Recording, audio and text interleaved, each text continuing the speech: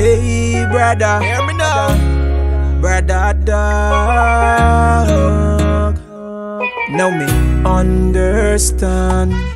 Welcome to the Sargassum Podcast. I'm Robbie Thigpen. I'm Francisca Elmer. And I am Mar Fernandez. And we are your hosts for today. And we are going to share with you the latest ideas and concepts about sargassum and sargassum beaching events which have become an international challenge.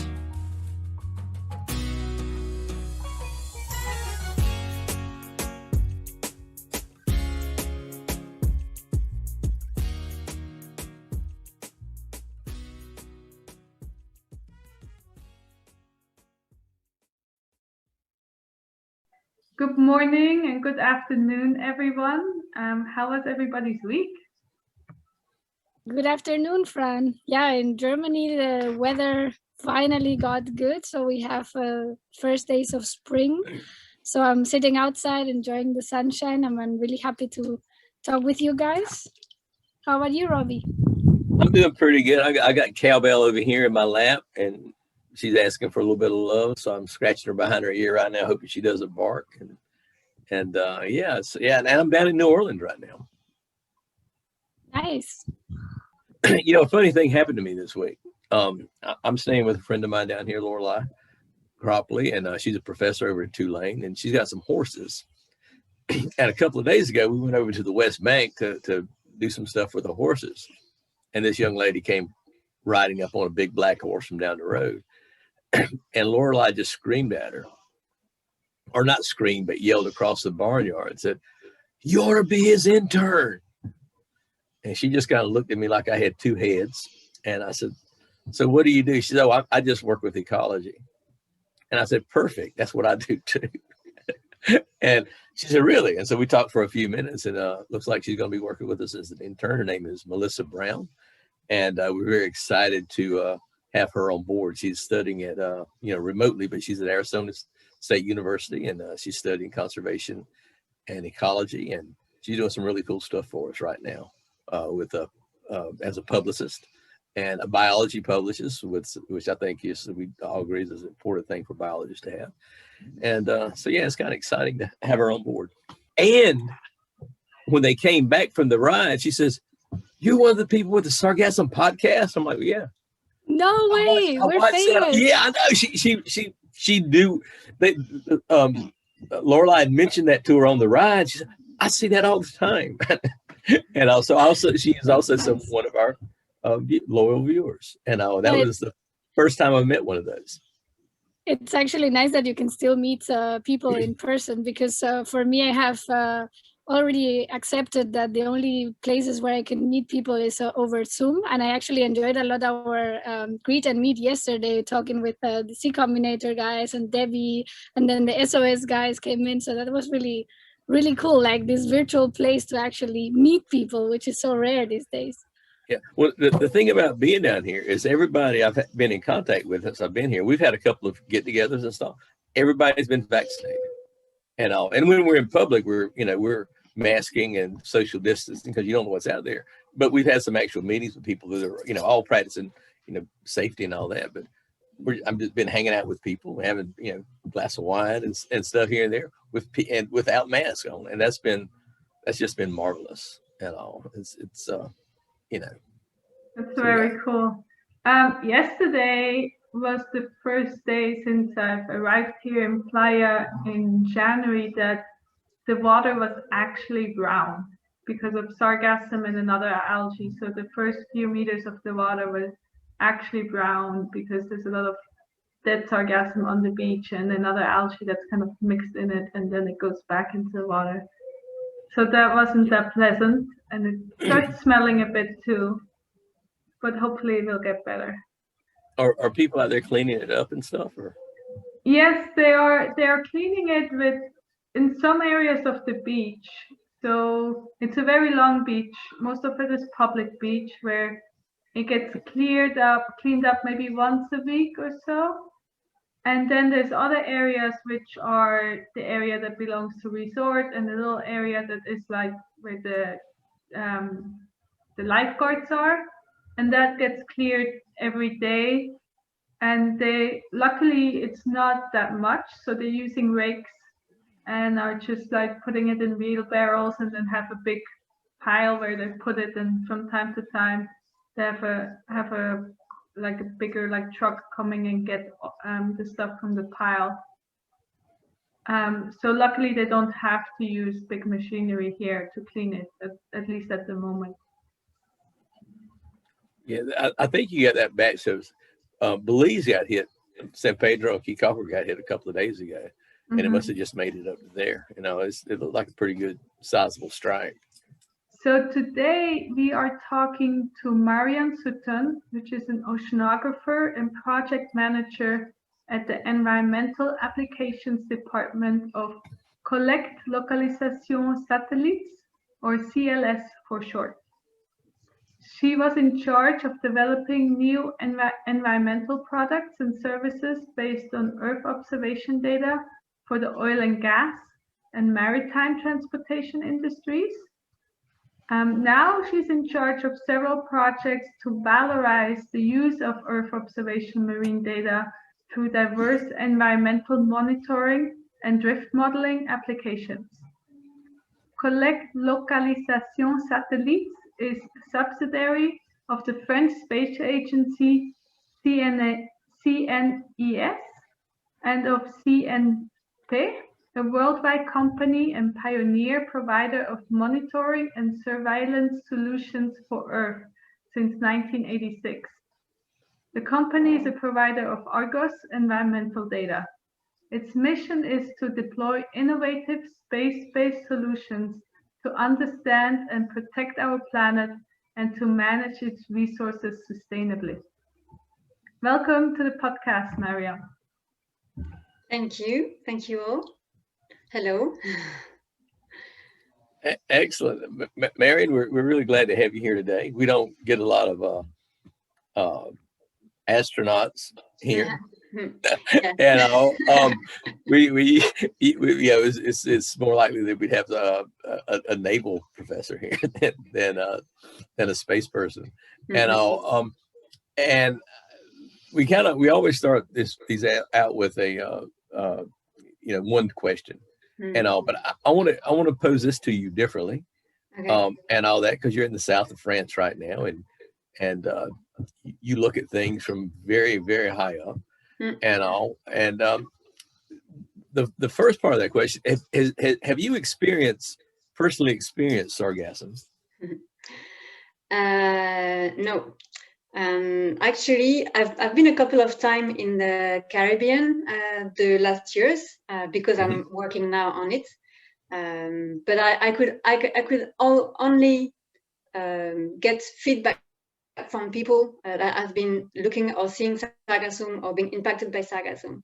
And you're right, I think from where I stand in Toulouse, the way I see sargassum is on images taken by satellites, and it's all a result of great technology that we do have, like satellites flying at 800 kilometers and able to detect the sargassum and to take pictures at very small pixel resolution. So from 800 kilometers, you get images at like 300 meters or 20 meters. So that's, for me, sargassum is something that I can see from space with the new technology. Okay. Now that we've got some initial foundational information for all of us, and we're going to get onto the normal type questions that we ask. And so that question is, with your response, what does sargassum mean to you personally? So sargassum for me is really, as I say, some nice pictures that I can see from the space. And when we look at these satellites flying over at like a very high altitude, then it comes down to nice pictures of the ocean, of small filaments and mats of satellites, of sargassum that we can see from satellites. So for me, it's basically images of satellite products. Nice. And also, I think I can say that it's taking like full time of my working days since maybe 4 years now, because I've been working on this and trying to develop some nice feature, nice services, nice products using this satellite data for the Sargassum management.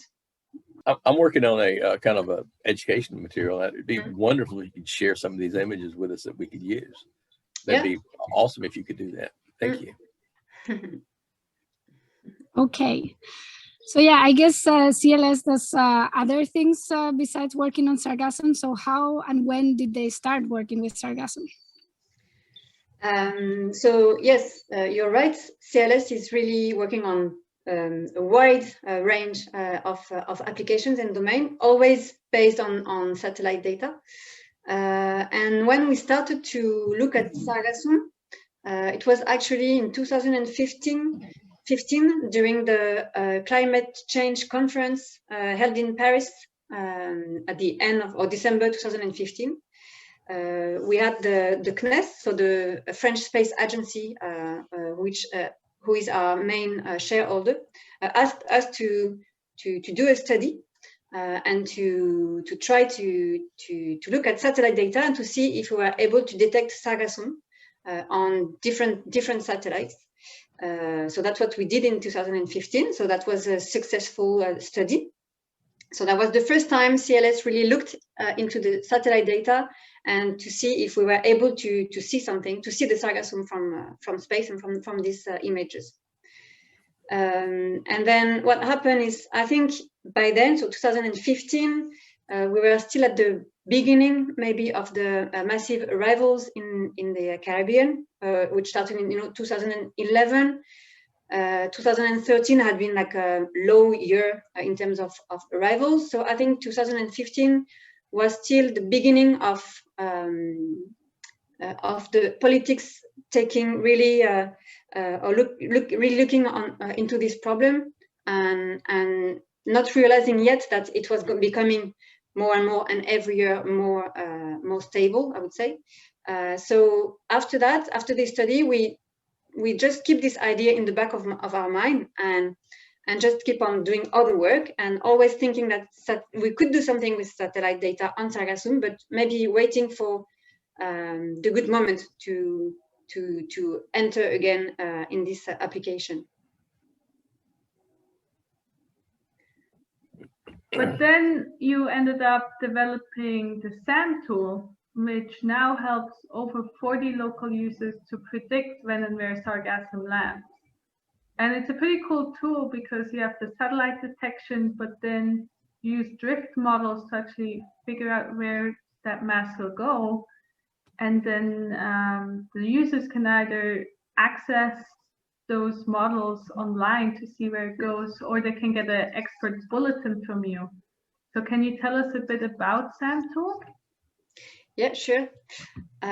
So as I say, after our first study in 2015, so we had this idea and we kind of started to look deeper into what we could do with the satellite data. And we came up with this idea of SAMtool in 2018. And we found the ESA, so the European Space Agency, actually helped us supported us in the development of this system. So in SAMtool, you have several components. You have first, as you say, the satellite detection. So on the satellite detection, we are using today 6 different satellites to detect the presence and the position on Sargassum on a daily basis. So every day we have all these satellites data that comes into CLS, and we are applying some smart calculation to be able to see the Sargassum on these images and updated every day. So every day we have the new situation from the satellites. And then we also have the drift component. So in SAMtool, once we have the detection of the Sargassum, we take the position of this Sargassum from space and we actually enter them into a drift model. And this drift model allows us to estimate the trajectory of the Sargassum. And we try to estimate where they're going to go in a few 4 or 5 days and to provide some estimation of the risk of landing. for the several areas. So all this data, the real position on the Sargassum detection images, the result of the drift modeling, we all put this data into a web platform, which is called SAMtool. And on this web platform, then the user is able to look at the detection of the last position from the satellite, and also look at the results of this estimation of the Sargassum trajectory. And on top of this, we also have, through this platform, the user can also access to some statistics. So we are adding, for the on the Sargassum, we also estimate the surface of the mats that we are looking at, the index of the mats, of the Sargassum index of each of the mats, because what we understand from the discussing with the user is what is really important is really to anticipate what is the volume that will land on shore. So today we're not able to do that with the satellites, but what we can do is actually see from the surface, and we can estimate the surface of the mats. We're not able to see what will be the density or what will be the depth, but at least we can provide some information on the surface that we can detect. Nice. So the SAMtool, who is it designed for? What type of people, and and maybe tell us a little bit about the area that it covers. So the way we designed SAMtool was really to answer a need for management of the Sargassum arrivals. Initially, that was what we wanted to answer. So it's meant to go to or to be used by operational people, people that are on the field, having to manage the arrival of the Sargassum, to prepare for the mitigation plan, for the collection, all this. So it's supposed to it will give them the information up to date on the Sargassum coming to their area, and help them also to prepare correctly the response to this arrival. So now the user we have today, so for example, Meteo France is providing some situation building on the Sargassum since 2019, I think. So we are providing them with the satellite position, and they are building their situation built-in based on our data. We also super cool. We've been also working with the CERMES and for their Sargassum outlook built-in.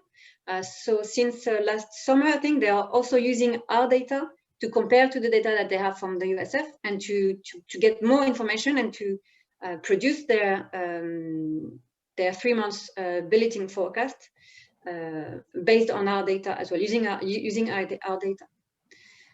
We also, I know you mentioned earlier C Combinator, SOS Carbon, all these people, we've been in touch with them, and all the operational people really have been using and trying SAMtool, and often provided us with a great feedback. So it's very good for us. It's thinking that this is something that really answers some needs, so that's great.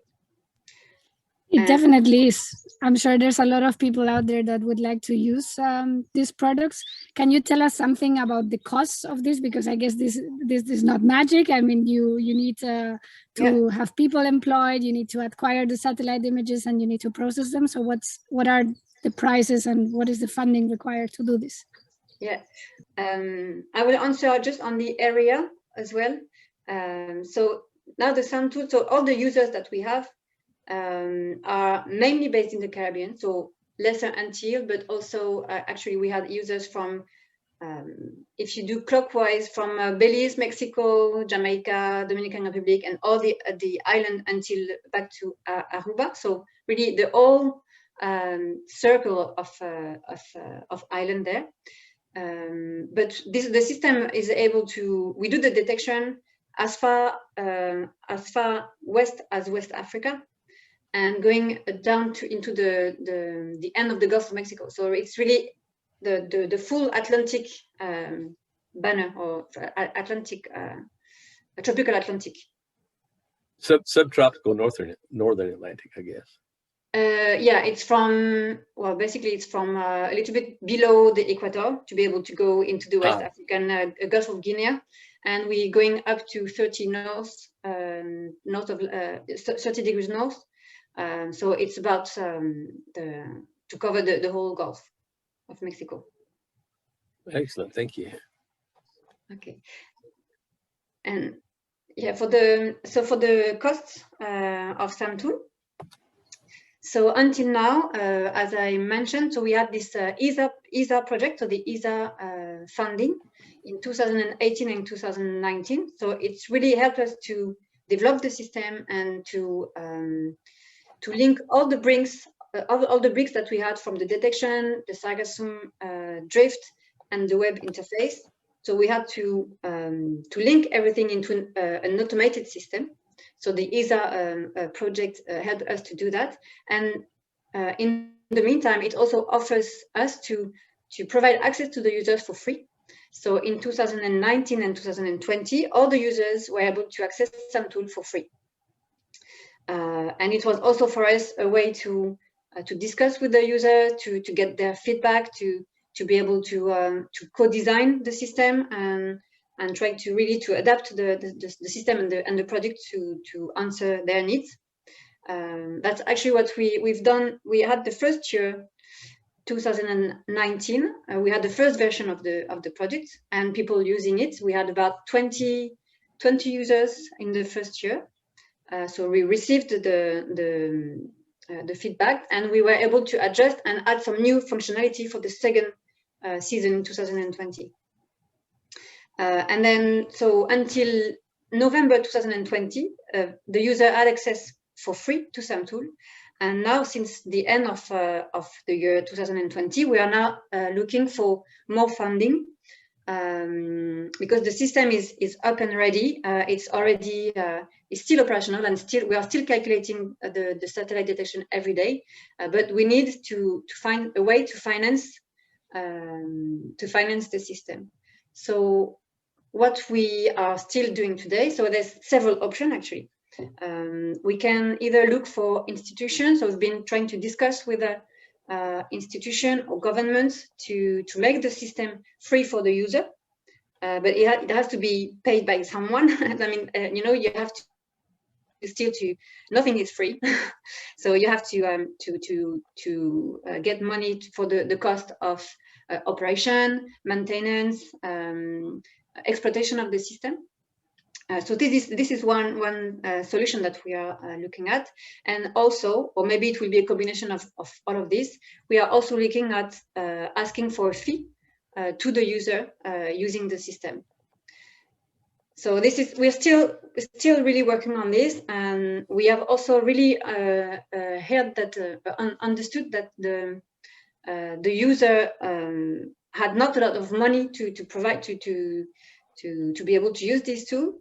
And we're trying to lower the cost as much as we can, but we need to cover the cost of the production. So the more user we have, and the lower will be the cost as well.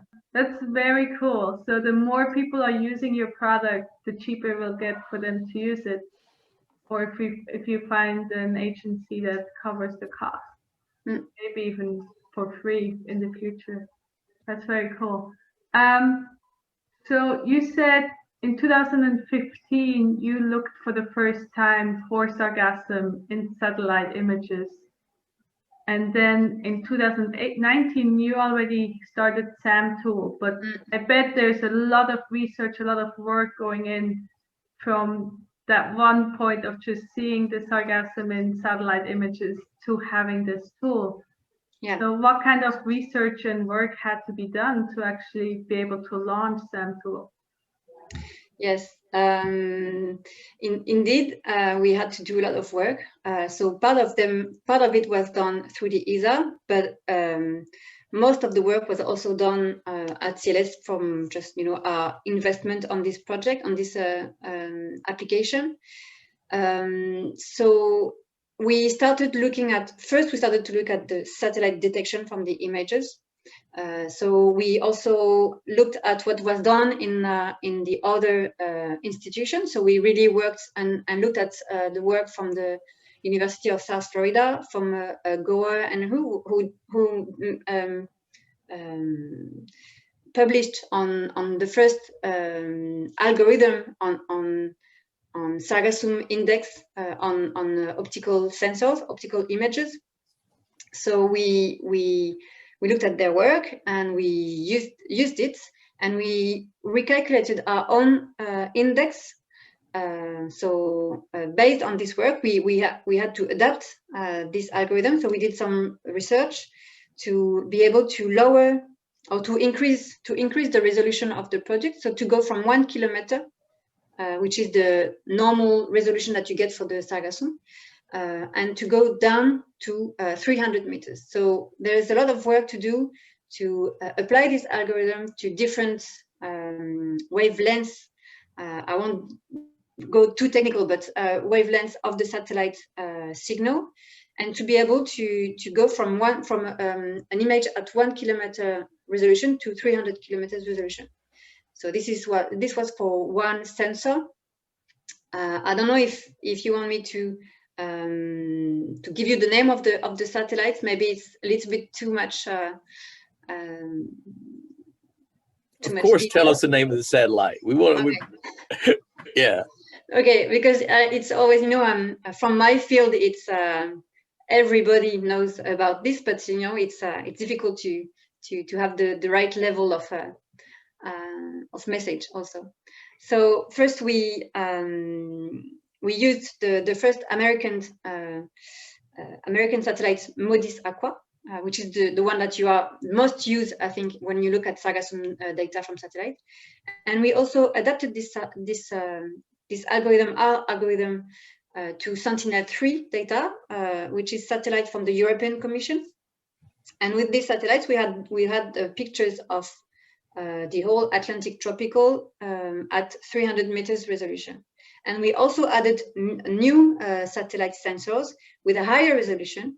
And these are LandSAT 8, which is an American satellite, and Sentinel-2, which is a European satellite again. And with these three other satellites, because it's Sentinel-2, A and B, and LandSAT 8, that's why I'm saying 3 satellites.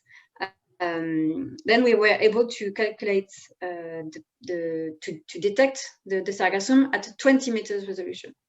So now with all these sensors, so all the work that was done was really to adapt to develop this new algorithm, which is called the NFAI. So it's Normalized Floating Algae Index.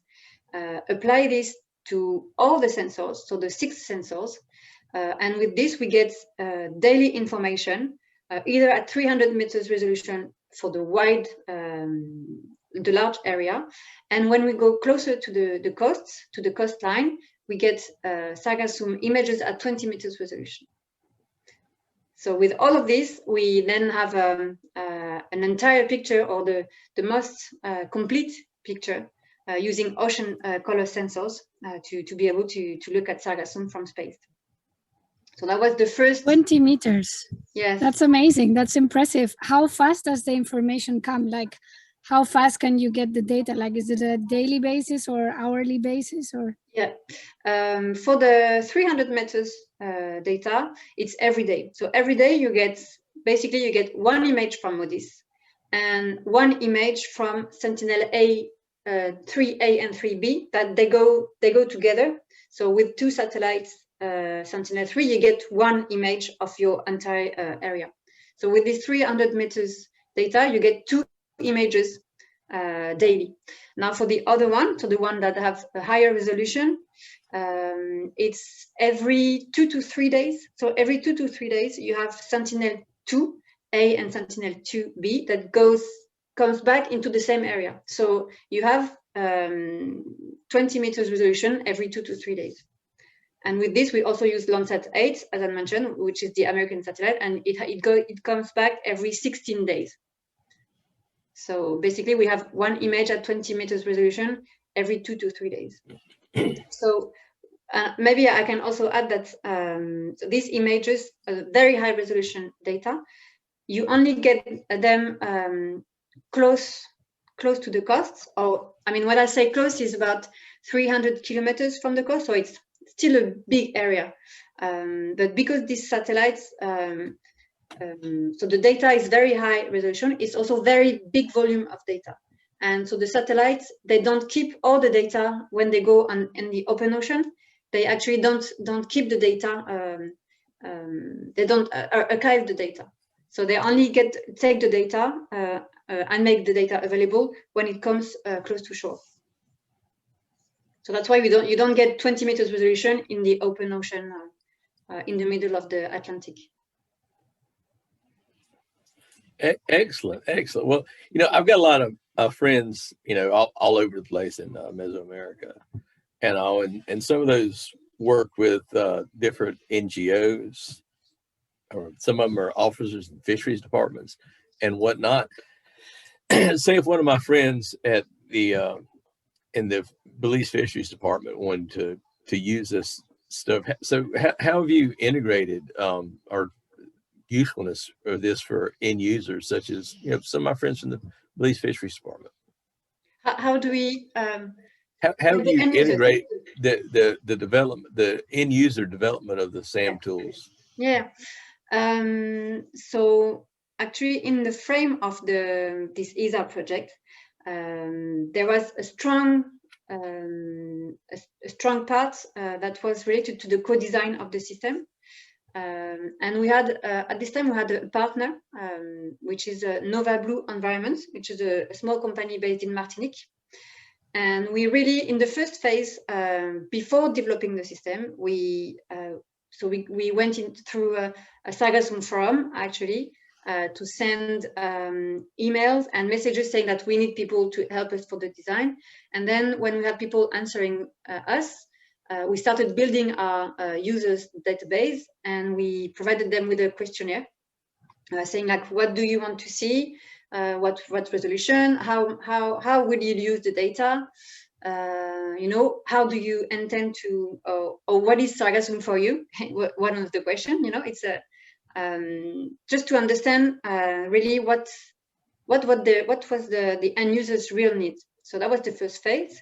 And then after that, we entered the first trial phase of the system, SAMtool. So all these users were able to actually use the system after their recommendation on the specification.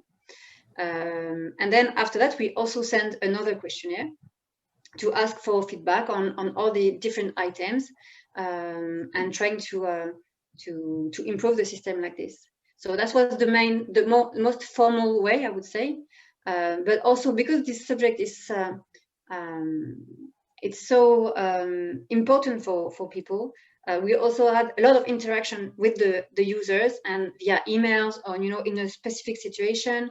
So it was really rich for us and for me because I really discussed a lot with people, and that's that's how I discussed also with the people from everywhere in the Caribbean. And I also I can also mention people from Tinapa National Park in Bonaire. That was really helpful for us. Great communication, great feedback. So it really built. Actually, it built the community around the SAMtool, and also I think because it was probably providing some data that people that were looking for. So yeah, it's mainly through questionnaires, but also through just as you do, I suppose. You just people are interested in a subject, and you are here to bring them some answers. So it matches.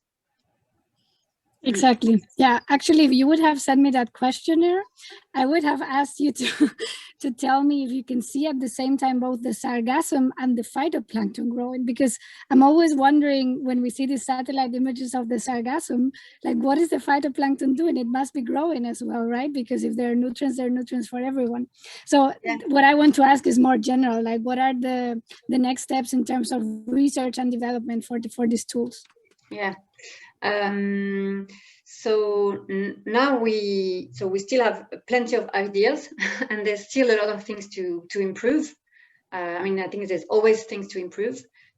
So what we're really trying to do, we are at the stage now that we do have this system, SAMtool, which is ready and operational, and people that have been using the tool last year, they know in which state it is now, and so it's ready.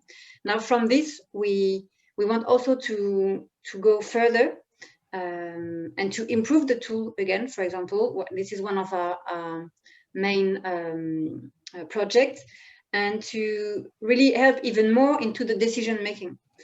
Because from the users, from the discussion we have, we really understand, we try to understand what is the situation of the people using the system and what they are really doing on a daily basis.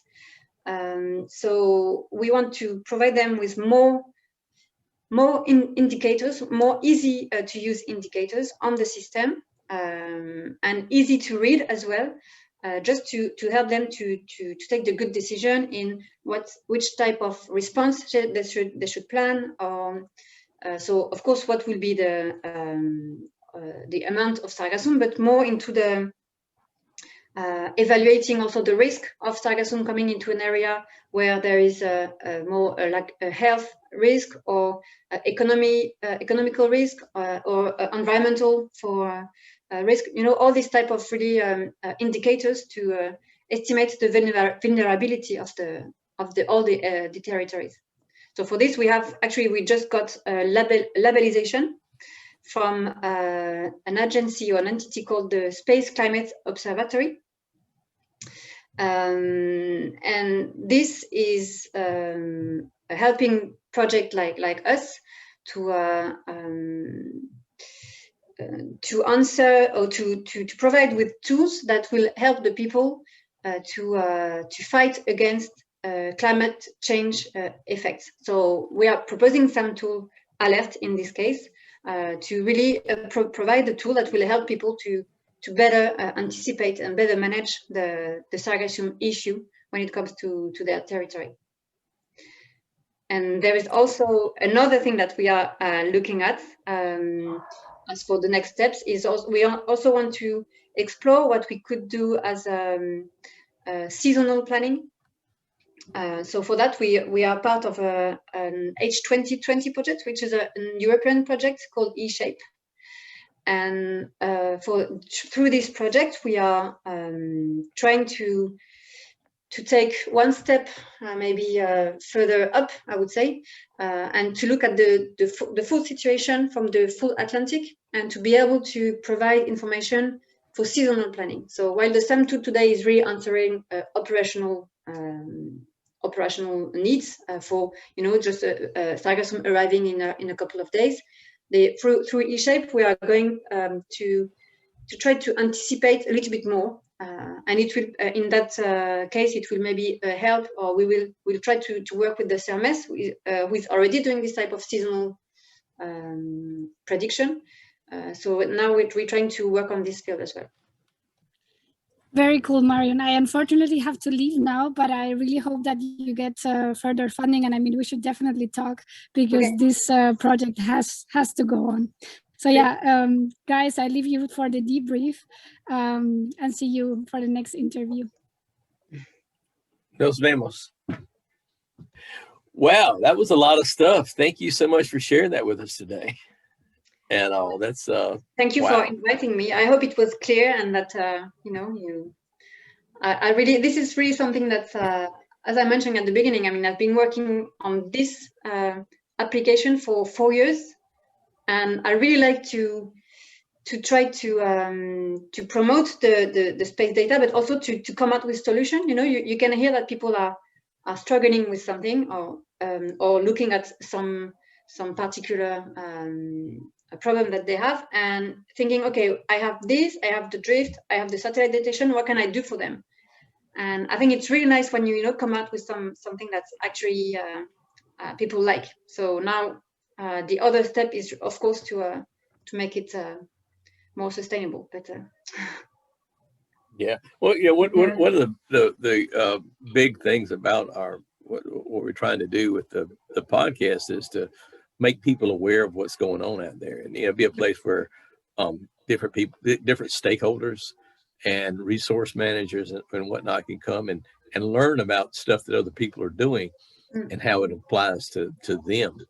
You know, however, yours certainly has a basin-wide impact. You know, the Eastern Atlantic, as well as the Greater Caribbean Basin, and so I think this is a really important project, and I'm really happy to have had you here today. Thank you.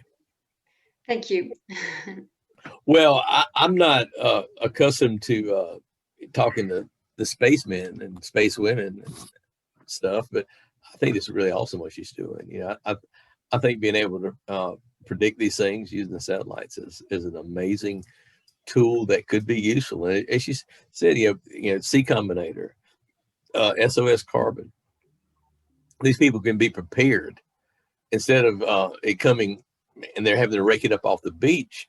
I mean, it could be mediated by, you know, in whatever manner by, okay, it's going to be here it should be here on this day around noon. They go out that morning and keep it from even getting to the beach. And that could, you know, that could save a lot of stuff. They get the resource out of there, use it for whatever, and it doesn't come onto the beach, which I think would be, when it lands on the beach, it has a whole different set of, you know, circumstances of cleaning it up and problems. And if that could be avoided, I think that'd be a wonderful, wonderful thing. Yeah, I totally agree that I think the overall objective nowadays, at least, is to make sure it doesn't even get close to the beach, but to get that mass that will come to the beach before it reaches there. But even for managers who are cleaning on the beach, like they need to figure out which beaches get hit, where to send their personnel and their machineries, if they have machineries.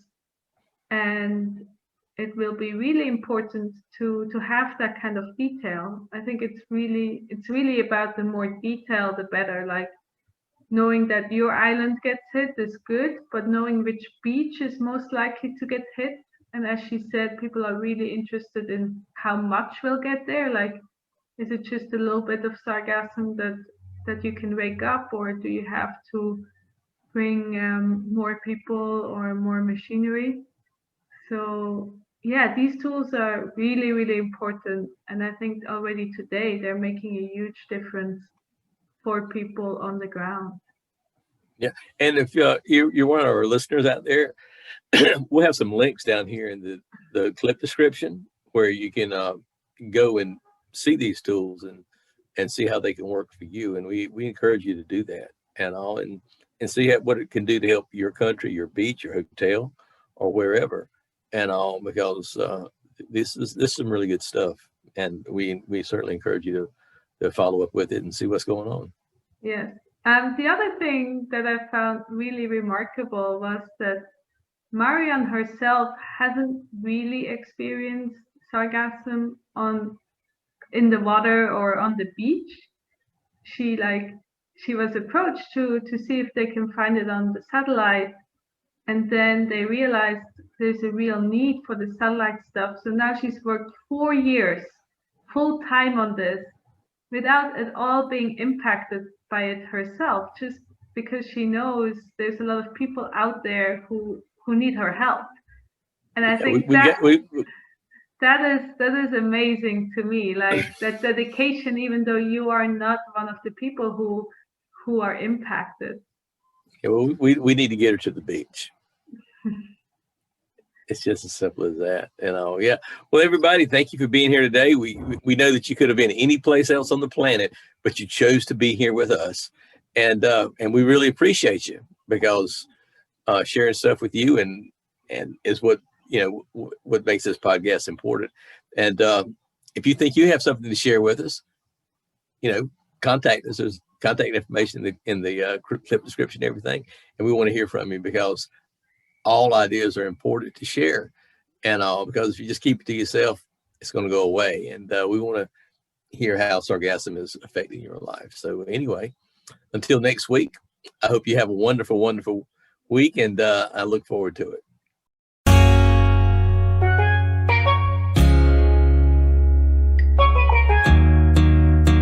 Hey, thanks for tuning in today and learning with us from our guest. If you want more information about what our guests talked about today, then check with our show notes and links and information in our archives below. And don't forget to like and share our podcast with your friends. If you enjoyed our podcast, then please consider supporting us financially by becoming a Patreon.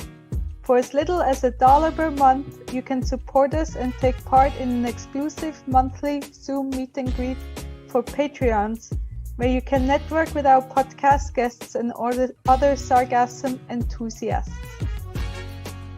The Sargassum Podcast is produced by Marine Conservation Without Borders and is made possible with financial support from the Kimberly-Green Latin American and Caribbean Centers, U.S. Department of Education Title VI grant.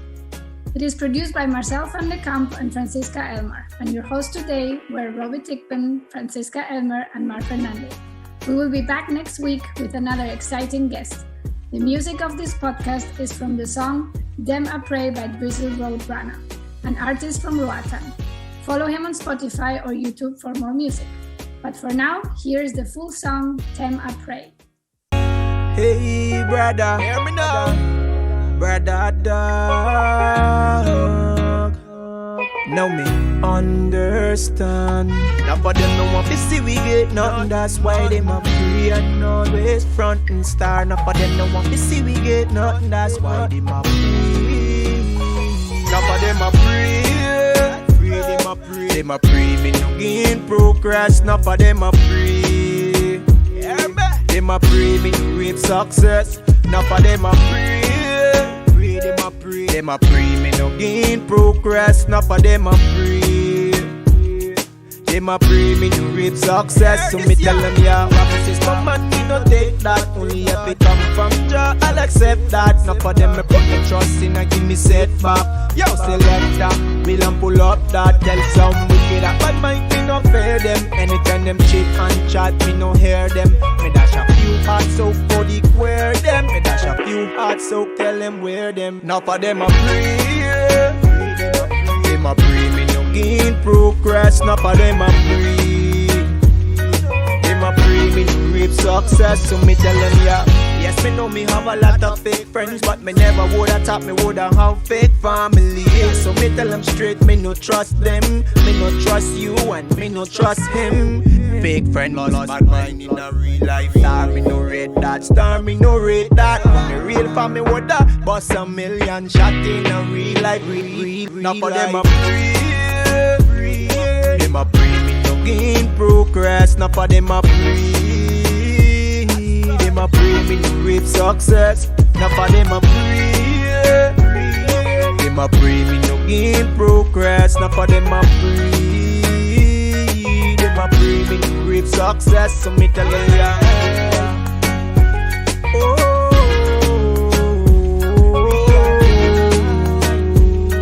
them a pray, me no reap success. Screaming out loud, me woulda tell them to go look alike, but them a hate and grudge and creep on mine. Them a move like Judas, them a move like Judas. Plus, everybody have a life to live, so me give one rascal who a try judge me. Like them chit and chat, so what them want to say, cause none of them out there nah feed. Now for them a pray, them a pray, me no gain progress. Now for them a pray, them a pray, me no reap success. Now for them a pray, them a pray, me no gain progress. Now for them a pray, them a pray, me no reap success.